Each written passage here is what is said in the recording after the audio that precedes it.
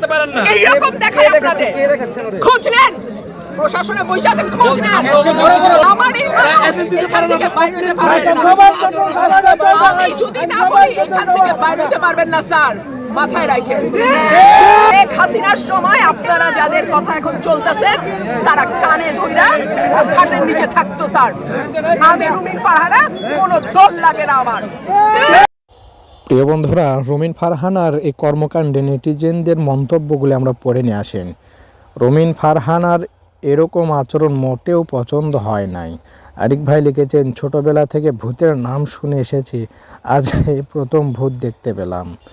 আরেক ভাই লিখেছেন, বর্তমান প্রশাসনের জন্য এরকম লোক দরকার। আপা সব সময় একটু উচ্ছৃঙ্খল, উগ্র।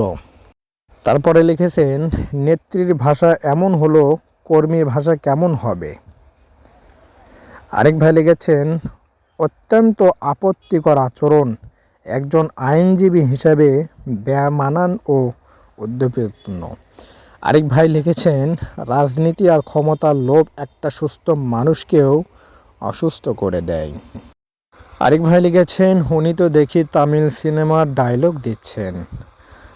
ম্যাজিস্ট্রেট সাহেবের প্রতি সম্মান ও শ্রদ্ধা ও ভালোবাসা রইল। আরেক ভাই লিখেছেন, এখন বুঝলাম বিএনপি কেন রুমিন ফারহানাকে নমিনেশন দেয় নাই, ঠিক কাজ করেছেন। এখন আপনাদের মন্তব্যটা অবশ্যই করে যাবেন ইনশাআল্লাহ।